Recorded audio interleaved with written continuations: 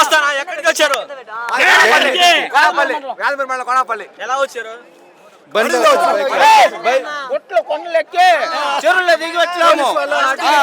Police వాళ్ళు అడ్డించినారు. మా ప్రభుత్వం వస్తే ఒక్కొక్కరిని తాడు చూస్తా ఒక్కొక్కడు అరే ఒక జగన్మోహన్ కొట్టినారు సార్, దుక్కు లేపినారు. ఈ తొళ్ళంతా వాసిపోయినాయి. బాధపడి వచ్చినాము జగనన్న కోసము. వీరాభిమాని ఈ మాటతో కొడితే ఎట్లా సార్? ఎందుకని జగన్ గారిని కలవనీయట్లేదు? 300 మంది 500 మంది పర్మిషన్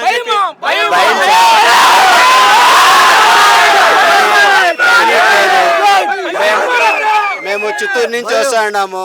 చిత్తూరు నుంచి 6 బ్రేకులు సార్. 6 బ్రేకుల్లో ఎక్కడ వదలడం లేదు. జనాల్ని ఇక్కడికి స్పాట్కి చేరుకోవడం లేదు సార్. అభిమానుల్ని ఈ మాటతో కొట్టారు సార్. ఇటు చూడండి ఎంత పెద్ద దెబ్బ తగిలింది. తొడలైతే వాచిపోయినాయి. ఇప్పుడు చూపించు ఎట్లా కొట్టారు? అభిమానుల్ని ఈ మాటతో కొట్టచ్చా సార్? కొట్టచ్చా? గతంలో ఎప్పుడేం జరిగింది ఇలాగే? గతంలో ఎప్పుడు జరగలేదు సార్. అన్యాయమే జరగలేదు సార్. ఇది ఫస్ట్ టైం జరగడము. ఈ మాటతో దెబ్బలు తినడం కూడా ఫస్ట్ టైమే సార్.